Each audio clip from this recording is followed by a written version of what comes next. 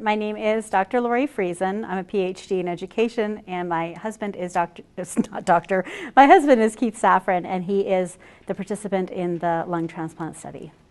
Yeah, so our journey began about 5 years ago. We were completely shocked when my husband was diagnosed with cancer. He was always like the healthiest, most active, athletic guy on the planet, so it completely shocked us. Never smoked at all, so we were in complete denial. And he's always been really independent, never needing my help for anything. So it was a real shock to both of us, and we were like, oh my gosh, how's our life going to change? But actually, it didn't change too much in the sense of like him being able to do a lot, but it did change once he started treatment, of course. So when he started he had no symptoms at first. But he did end up having to get a lobe removed and go through the surgery. And I really look at my role in all of this as like really just helping him to live through all of it, because it can be really challenging, especially when you've never been in the hospital or you've never had such a serious problem like this. Like, this is cancer. It's the big C word, right? It's terrifying. Or it can be if you allow it to be. We really kept it in check and tried to stay very positive throughout it. So when he went through that surgery, the doctor, I remember the surgeon saying to us, like, because we had planned to go to Gatlinburg, which is a beautiful place in the Smoky Mountains. We love to go hiking there. And he said, well, you're not going to be doing any hiking, like when you go to Gatlinburg. And like Keith, just both of us took it like as a challenge, like, well, yes, we are. So we did. We ended up going hiking. I mean, not in the traditional sense, but being out in the beauty, being out in the mountains, being in that beautiful place, I think really helped him to heal a little bit in a different way, in a more holistic way. And it's always been, I love to travel. So I've always kind of taken him outside of the clinical side of things to say, let's keep living throughout all this, no matter what's happening. So after that, he ended up going through chemo, and we planned our wedding from his chemo bed.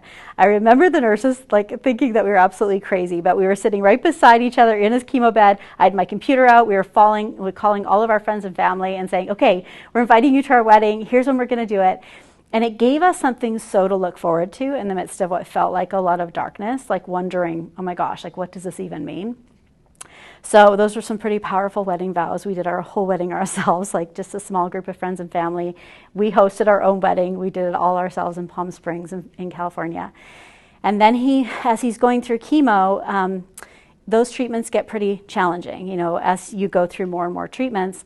And I saw him getting more and more weak, like he just wasn't the big alpha guy that he normally was. And I said, okay, so you can sit here in the cold dark of the Lexington, Kentucky winter, and you can recover here, or I can get you on a plane and we're going to go to Florida and we'll recover there. Like, sit by the pool, order some hamburgers, and like literally live.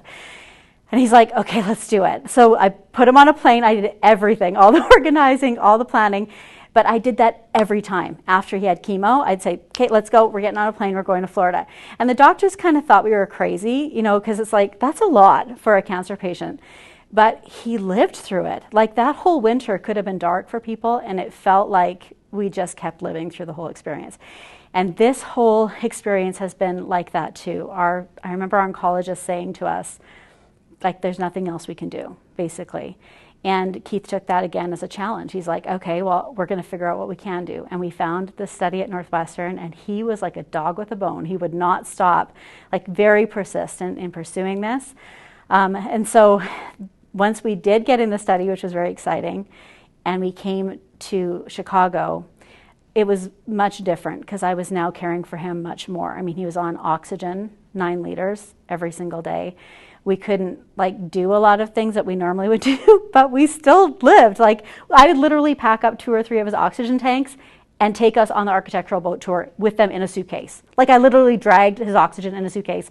And everyone's looking at us like, I'm like, I don't care. We are going to keep living through this.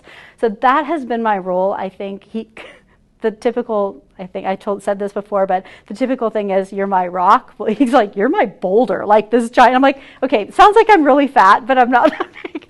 But he's basically saying, I think that's the role that I've played primarily. Now it's like pill management and there's other things involved.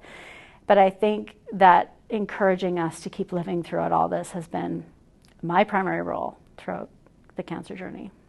Well, I was thinking about this because I think that something like this is an amplifier. Disease is an amplifier of whatever is currently existing in your relationship, in your life. And if you're already sad, if you're already feeling depressed, it's going to make you more sad and more depressed. It's going to scare you even more.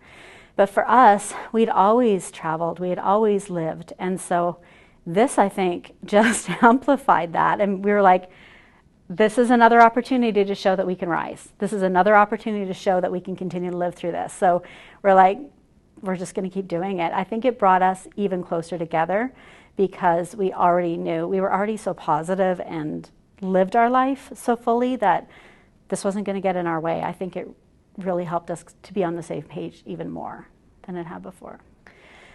Yeah, I think it goes back to, for me, of course, always anticipating what he's going to need, but also not letting it be so heavy. Like, honestly, constantly taking him out of the clinical, this is what's typical, this is and always looking forward to, okay, so this is where we are right now. Here's how we can keep moving forward. Here's how we can keep being challenged in a new way. And here's how we can keep growing. Because at every turn, people were like, oh, well, that's probably it. Chemo isn't working. Oh, that's probably it. The surgery didn't work. Oh, that's probably it. We're out of options. And if you decide to accept what people tell you, you're probably going to not make it very far. But I think the main thing that I could have done for him and that we did for each other really was to keep looking forward and keep looking for options and never give up. I mean, that's, I think, and always anticipating what he needs in advance. They're amazing at Northwestern. I mean, I think from every professional that we met along the way, not just the surgeons, not just the medical team, but the nurses, the care staff at the hospital, every person has been phenomenal, just so supportive. And I think having gotten to Chicago and being given a primary point person, Morgan McGee was our main person when we got here, having that 24-hour line and knowing we always could get our questions answered and literally being told by Dr. Che, you are our priority, made us feel so valuable and so okay, this is important to them too. This is end of life stuff for us, but to see that they aren't just seeing us as a number or someone who has to succeed in their clinical trial, which I know that's important. They literally were just so warm and so caring and so supportive throughout the whole journey. And Morgan was too, just such a good person, such a good person. So we so value the relationship we've had with all of the people on the staff here. I think it helped to minimize fear for us because there's a lot of places in the journey that could be very scary. Even just those moments before you go in for surgery. I mean, we got the call from Morgan and we came to the hospital and we're even in those moments thinking, okay, we have someone to call. We have the support, that we are their priority. There are literally teams around the world helping us to make this happen for one life. It just makes me cry. It's amazing. Probably 50 people or more. I have no idea how many people work behind the scenes, but to help us to save his life, it's remarkable. So you never feel alone in that. You never feel like it's just you trying to figure this out. Oh, I don't even know what the question was, but yeah, it really helped to minimize any kind of fear from coming up and surfacing at any point along the journey. Yeah, it was amazing. Most encouraged. I remember there was a moment actually when we were talking to Dr. Che, and we've talked to lots of oncologists in the last 5 years, and some of them have said to us, there's literally nothing we can do for you. Others have said, it looks like, you need to consider end of life in a year or two. But Dr. Che looked right at Keith and said, I think I can help you. I think we're going to get you some lungs. And to hear that was unbelievable. That is hope dealing, that is life changing, that is world altering. So that was the moment. I think one of the hardest parts for us was, or for me at least, was we basically changed our whole lives to get here. So we sold our house in Lexington. We moved here in 2 weeks, which was crazy. My husband's lugging his little oxygen tank around. Our boys are we're literally packing up a house and moving. We get to Chicago and we're here. It's okay, we're here. And they said to us, okay, maybe 3 weeks.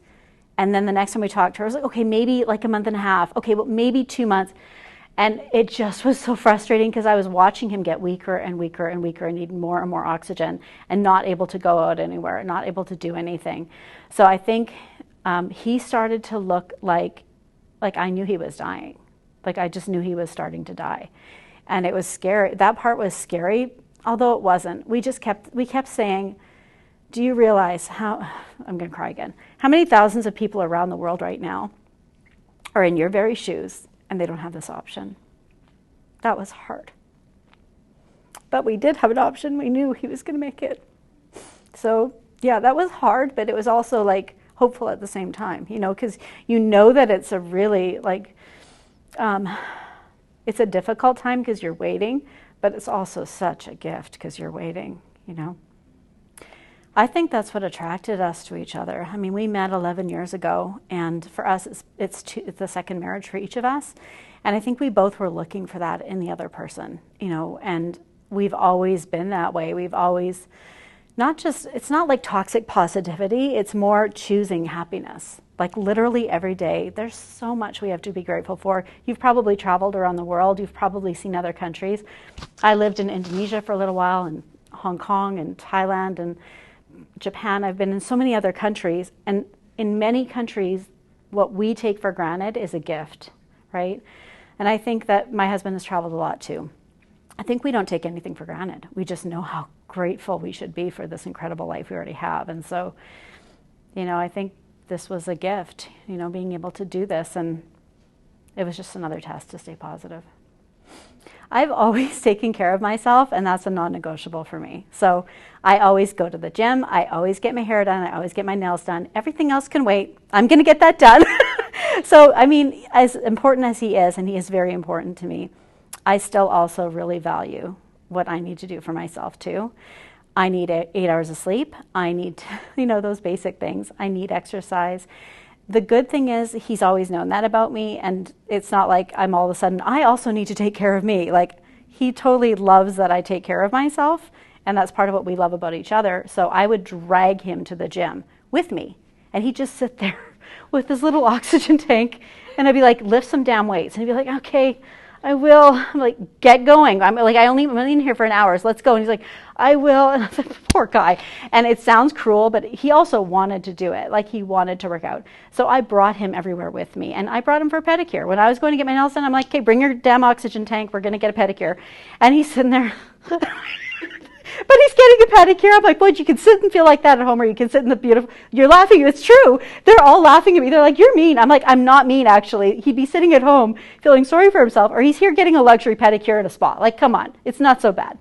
So I just brought him everywhere with me. Now the haircut, he has no hair, so we didn't do that. But everything else, I just dragged him along with me. And he was happy as a clam, because at least he was out of the house, you know. Worth using up oxygen for, I don't know, but... Getting that phone call. I mean, there's nothing in the world like getting that phone call telling you that they have lungs. And it was interesting because the first call we got was actually a dry run, and thankfully it was a dry run because they weren't the perfect lungs.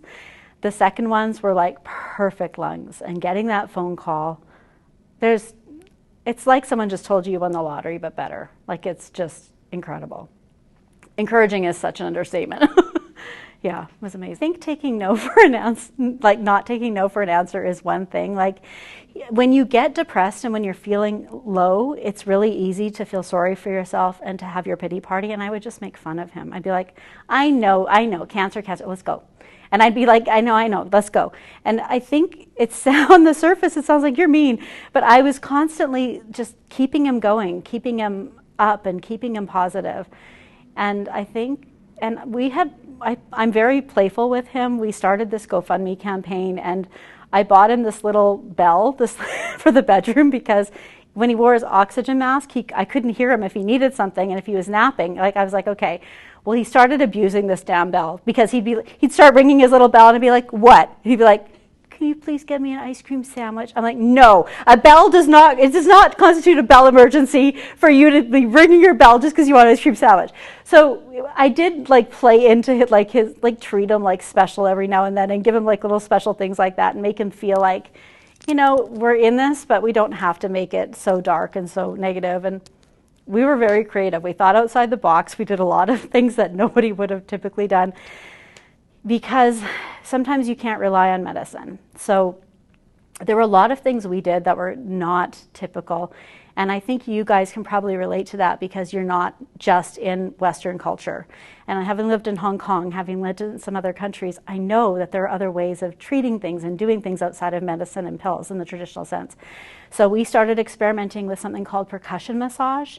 He was like, they call it mucinex, I don't know what you call it. Like he was spitting up all the time and like mucus everywhere. I called it welcome to our mucus factory. Like it was disgusting. He'd spit up on my iPad. I'd be like, ugh, like gross. And so we had to find a way to manage the mucus, like mucus control. Finally, we found this percussion massage, it was called, on YouTube. And I'm like, let's just try it. We have nothing else to lose. It changed his life.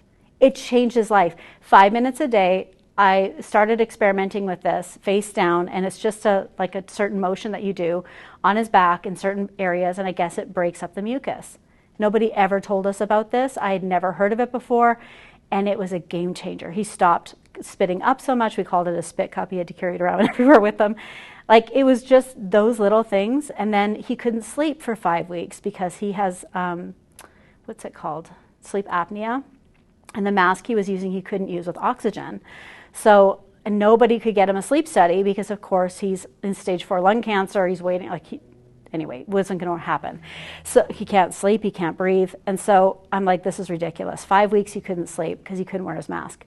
So I went on Amazon, of all places, and then I found this local medical supply store that had this mask that you could get on Amazon but wasn't as good. And it had a little $5 piece of plastic that you attach your oxygen to. So I could literally get him this mask and he could sleep all through the night with his oxygen. Nobody ever told us about it. We kept saying, this is so challenging. He can't sleep, he can't sleep. And they're like, well, this is just the challenging part of the journey. I'm like, on YouTube, it's $150. We can get this mask.